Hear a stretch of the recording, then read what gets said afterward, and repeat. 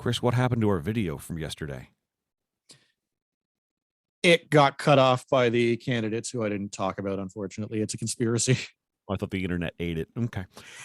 Speaking of eating things, that's what Chris is all about. His YouTube channel is called That's Rank, where he tries some of the weirdest foods, but not always. A lot of times you do restaurant reviews and just keep us up to date on new food trends, etc. You're a food fanatic, and that's why you're on this show every single day. We are recording the video, so it will be on YouTube, and I think we're good to go. So walk us down whatever path of weirdness we are on today, sir. Oh, it's going to get weird.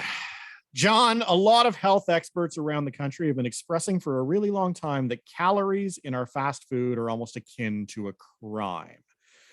You remember the 2004 documentary Super Size Me, where Morgan Spurlock eats McDonald's for 30 days and his doctors are all concerned he's going to die of liver failure? I do. In full disclosure, I have yet to actually watch it because I'm afraid it will actually set me straight. And I don't know that I want to be. I've actually seen it a couple times. It's done nothing to me. Don't worry about it. All right, good. Well, maybe it turns out they were right to be concerned all along, because the calories inside a Whataburger honey butter chicken biscuit led to an arrest in Texas this week. Did you know that was a crime, John? No. Well, let me walk you through what happened. Please. So, two investigators with the Wichita County DEA were at the Whataburger on Central Freeway. The lobby was closed, so one of them walked to the drive-thru to find out the calorie count of a honey butter chicken biscuit. Apparently, they don't have smartphones in Wichita County, because it took me like 8 seconds to Google that. It's 590 calories, guys. But people don't Google things, though, Chris. People don't. You know that as well as I do. They sit there, they'll post on Facebook and wait 3 or 4 hours for an answer, because Google is hard. It is hard. John, what's your news source? Anyway, that's another poke. Pulled it right out of my arse. Yeah. Anyway, maybe they just didn't believe it and they needed to see it for themselves, because 590 for a chicken biscuit, a little bit high. But while they were doing this very highly investigative bit of police work, the agents smelled a very suspicious smell. No, it wasn't the bathroom, which I'm sure smells incredibly suspicious on the regular, given that they serve a bacon and egg taquito on the breakfast menu. But it was actually the smell of a certain plant that is illegal to consume under any circumstances in Wichita County, let alone while driving, and it was coming from a car that was in the drive-through line. The investigators pulled the car over and asked the driver, a 17-year-old, how much marijuana was in the car. The teenager handed them the blazing joint and said, this much. Now, for precautionary reasons, they still tested it to be sure, and it came back positive. Now, the report doesn't tell me how they tested it, but I'm not ruling out that their method had them really craving that honey butter chicken biscuit upon the completion of the test. I was wondering where you were going. Okay.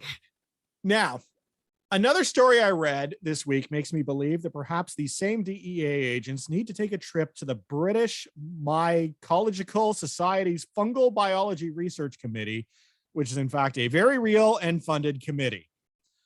They're in the midst of publishing their belief. And John, I checked this and double checked it and triple checked it to make sure this was not an April Fool's joke.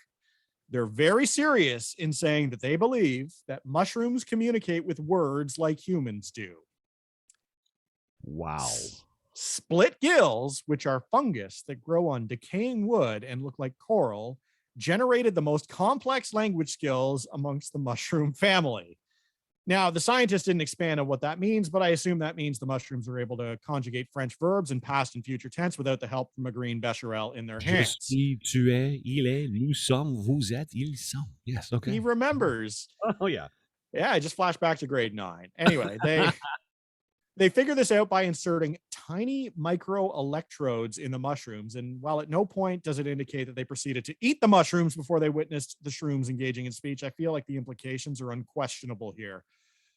John, what's your take on this? And remembering that I didn't make any of this up, are we on the cusp of a worldwide mushroom takeover? Yes. Yes, I think, never mind the horrors that we're seeing in Ukraine, never mind wars in other places of the world, never mind racism, never mind sexism, never mind veganism, never mind New World Order, never mind COVID-19. It's all there just to distract us from the fact that mushrooms talk. Well, given that they talk, I don't know that makes mushrooms vegan anymore either. So that's a whole other topic for the vegans. But Yes, You know, if I'm one of those, I don't eat anything with a face. I am so conflicted now, right? yeah. Now, my only hope is that whichever mushroom becomes our supreme commander is that he's a benevolent god, you know, a real fun guy. More where that came from on his YouTube channel, Chris Fothergill-Brown. Thank you. YouTube.com/That's Rank.